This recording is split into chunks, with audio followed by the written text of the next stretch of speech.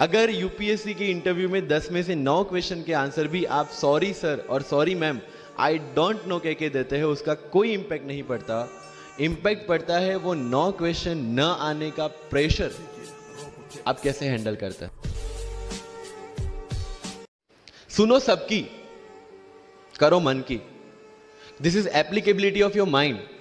क्योंकि आपकी स्ट्रेंथ, आपकी वीकनेस आपसे ज्यादा अच्छा कोई नहीं जानता। आपके पेरेंट्स भी नहीं, आपका सबसे क्लोज टीचर भी नहीं।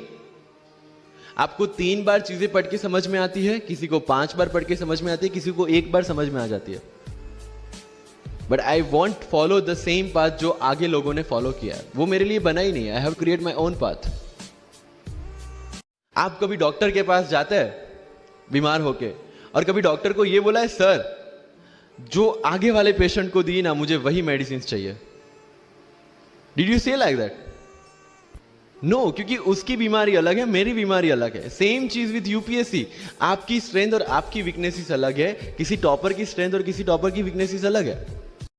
सो जब युद्ध के मैदान में हम उतरते हैं, इस चक्रव्यूह में उतरते हैं, तो अभिमन्यु की तरह नहीं, अर्जुन की प्रिपरेशन के साथ उतरना है कि हमें पता होना चाहिए कि इससे बाहर कैसे निकले। I did the same. College के 4 साल इंटरव्यूज देखे, ब्लॉग्स पढ़े, समझा कि इसमें कॉमन मिनिमम क्या है।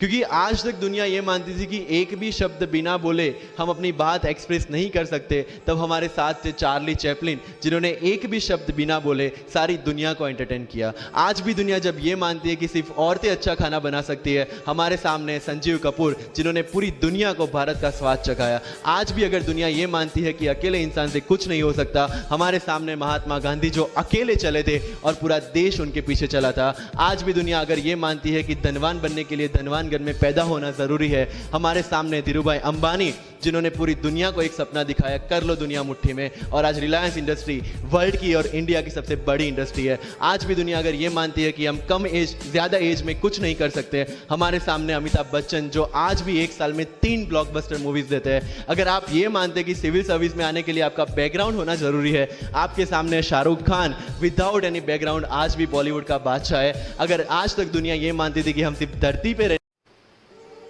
आप पढ़िए लोगों के इंटरव्यूज। मैंने क्या किया कॉलेज के 4 साल में? I went through each and every interview of UPSC toppers on YouTube. Ira Singhal से लेकर टीना डाबी मैम तक सबकी इंटरव्यूज मैंने देखे। For what? Just to know कि उन्होंने ऐसी कौन सी गलतियां की थी जिससे इनको इतना टाइम लग गया, और मुझे कौन सी गलतियां रिपीट नहीं करनी है।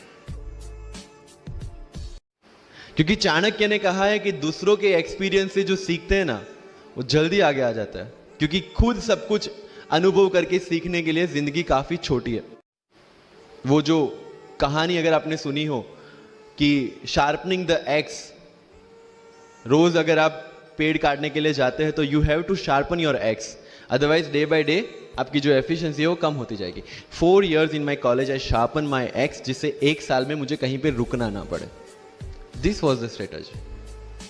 आज मेरे पास काफी मैसेजेस आते हैं, sir please give me your strategy. I am sure आप में से काफी लोगों ने किसी टॉपर्स को पूछा होगा, please share your strategy. Why? हर एक की स्ट्रेटजी अपनी खुद की होती है। अगर आज 990 लोग यूपीएससी में सिलेक्ट हुए तो यू विल गेट 990 स्ट्रेटजीज, क्योंकि हर एक की स्ट्रेंथ और हर एक की वीकनेस अलग है। You have to understand this.